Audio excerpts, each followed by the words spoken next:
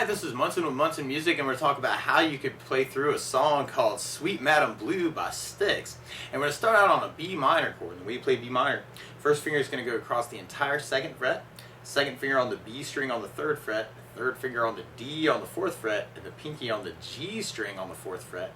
And if you strum all those together, that sounds a B minor chord, and it sounds really, really sad. Now there's this really cool arpeggio though at the very, very beginning, actually, and through our verses, where you would kind of play the A string, and you kind of play each string to the high E string, and then kind of come back through the other strings. So you'd be going A, B, G, B, E, B, G, D. It's kind of a lick on the B minor.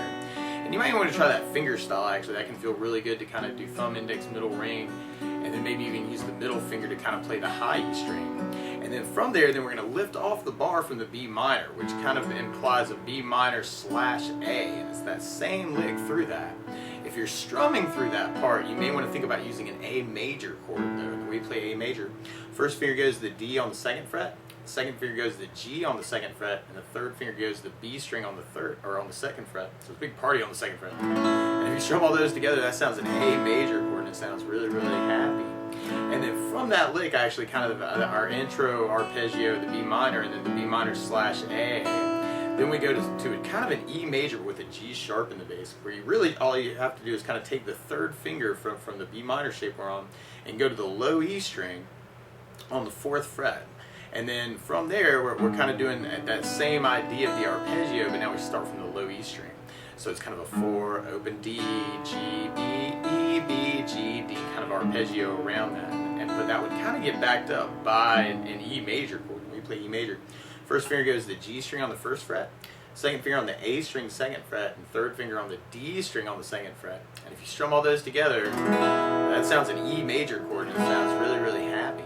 And then from the E major, then we end up going into another arpeggio that's kind of a little piece of a G major, where you do low E string on the third fret, fourth fret on the D, fourth fret on the G, and then third fret on the B string.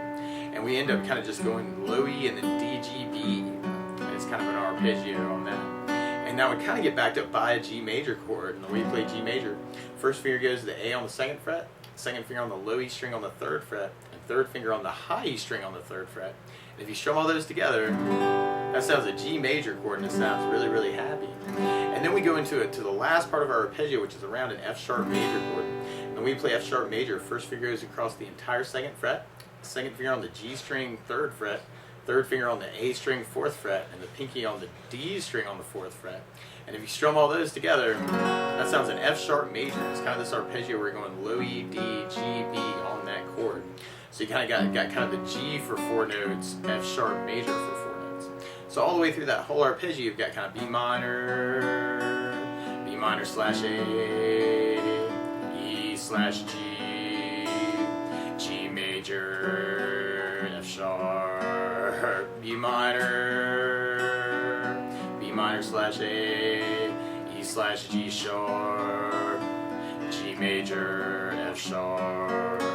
But you may want to end up just strumming through that too. And if you wanted to, one of my favorite strum patterns for a 4/4 like this is down, down, up, up, down, up. So if you took the B minor and just tried that a lot, you have down, down, up, down, up, down, down, up, down, up. Now the weird part about applying that strum pattern to our chord progression is on the G and the F sharp major, they don't last as long. So you end up doing just a down, down, up on each one.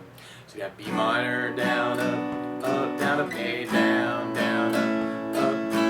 Down, down, up, G, down, up, F sharp, B minor, or B minor slash A, E slash G sharp, G major, F sharp. And you could kind of add basses to that actually. You'd have an A string for your bass there on the B minor. If you're doing the B minor slash A or the A major, you'd have an A string for your bass. So A bass.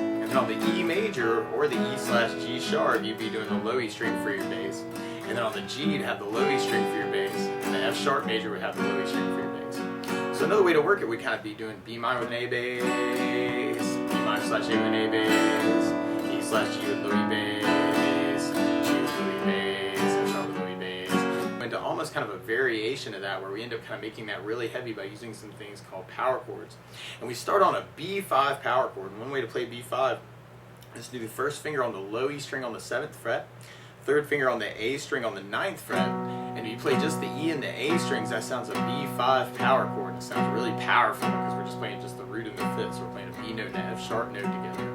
And then from the B5, we end up going to kind of an A5, where we kind of take that shape and then slide it down 2 frets. And I have first finger on the low E fifth, third finger on the A string 7, that sounds an A5 power chord. And then from there, then we go to something I call E3/G sharp, where if you take the first finger and go down to 4th fret on the low E string and leave the pinky or the third finger on the A string on the 7th fret, that sounds an E3 with a G sharp in the bass, or an E3rd, because you're playing an E and a G sharp together. And then for the G, we could play a G5 power chord where you do low E string 3rd and then A string 5th fret. And then the F sharp 5 would be taking that shape down 1 fret, so then low E string on the 2nd and then A string on the 4th fret.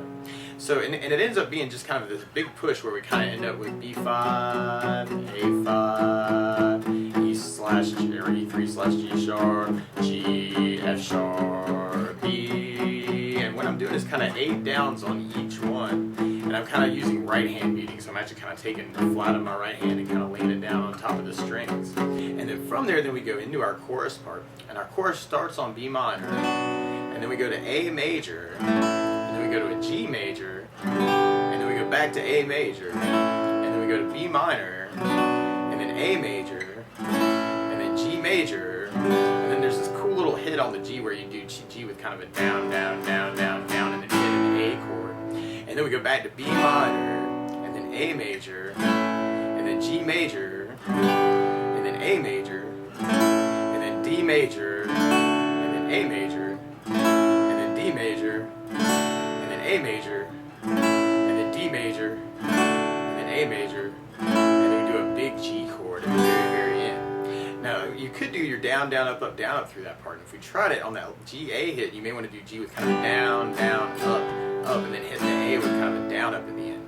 So you'd have B minor, down, up, down, up, A, down, down, G, down, down, up, A, down, down, B minor, down, down, up, A, down, down, G, down, down, G, down, A, down, B minor, down, up, A, down, down, G, down, down,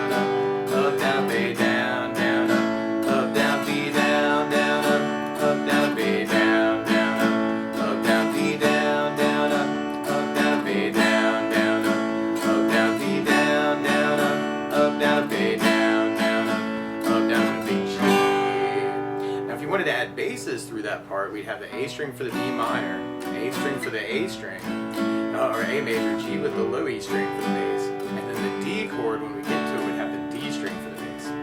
So we tried that with basses. We'd have B minor with an A bass, down, down, A with an A bass, down, down, G with low E bass, down, down, A with an A bass, down, down, B minor with an A bass, down, down, A with an A bass, down, down, G with low E bass, down, down, G with low E bass, down, A, B minor with A bass, A minor or A major with A bass, G with low E bass, A with an A bass, and then D with a D bass, A with an A bass, D with a D bass, A with an A bass, D with a D bass, A with an A bass, and a big G. Now, because of the feel through that part, though, I would think about using like a long down, down, down, up on each chord, like a B minor with a down, down, down, up, A, down, down, down, B, down, down, up, A, down, or you can even make it a bass, down, down, up, A with an A bass, down, G with low E bass, down, G with low E bass, down, A, B minor, A with an A bass, G with low E bass, A with an A bass, D with a D bass, A with an A bass, D with a D bass, A with an A bass, D with a D bass, A with an A bass, and G. And then from there, then we'd be repeating our verse part, and then we end up kind of going into a bridge part. And on the bridge part, we kind of start out with almost that same arpeggio around the B minor, but then we end up with some licks around an E minor chord. When we play E minor, first finger goes to the A string on the 2nd fret, second finger goes to the D on the 2nd fret, and if you strum all those together, that sounds an E minor chord that sounds really, really sad. So we're going to just strum through the bridge.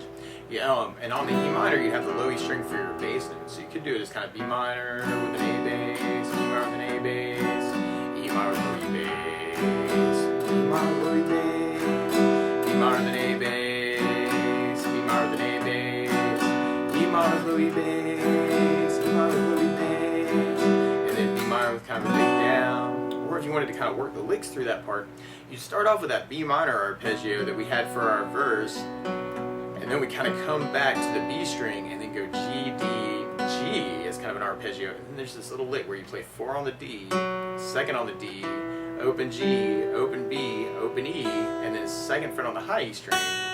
And then we do almost like a little variation of an E minor where you do A string on the 2nd fret and D string on the 4th fret. And it sounds like a big up rate on that E minor. And then we play the A string and the D string, open B, open E, 2nd fret on the high E string, and then we kind of do that same rake again. And then we go back to kind of our B minor with kind of an A, D, G, B arpeggio, and then do it up on the B minor.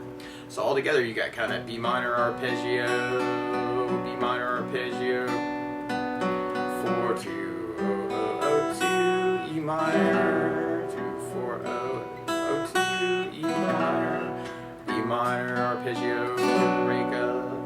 And then from there, then we go into this cool breakdown actually for at the very end, using a lot of power chords too, where we start on B5 and then do that with kind of 2 downs, and then we go to a D5 power chord where you put the 1st finger on the A string 5th fret, 3rd finger on the D string on the 7th fret, and if you strum just the A and the D string, that sounds a D5 power chord. And then we take the D5 shape and then slide it over 2 frets to 7 and 9 on the A and D string.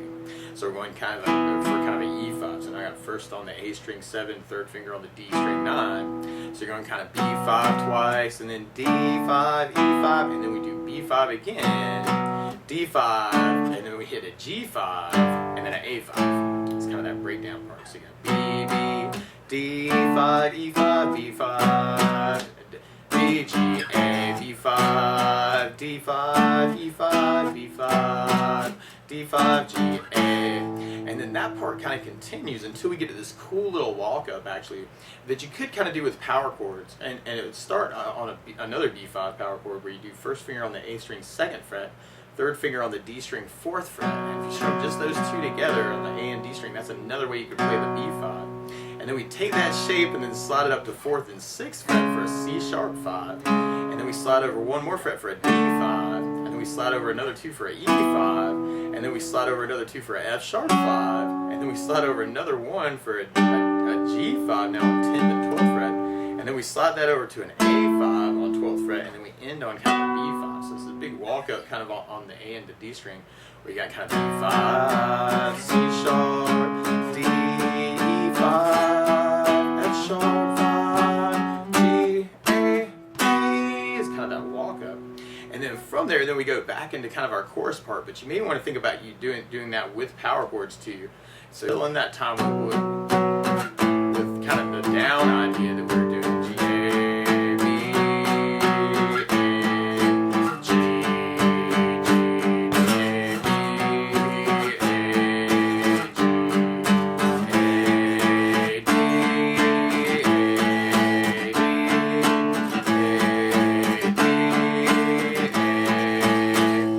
You might want to kind of back that up with the whole chords too. You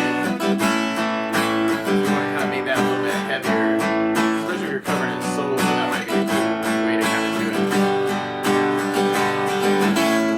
Minor, A, G,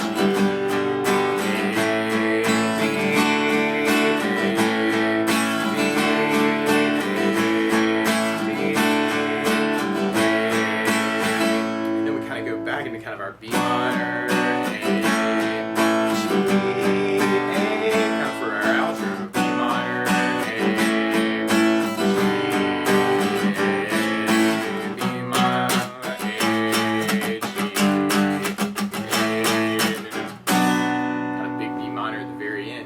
But that's the basics of how you could strum through Sweet Madam Blue by Styx. So good luck!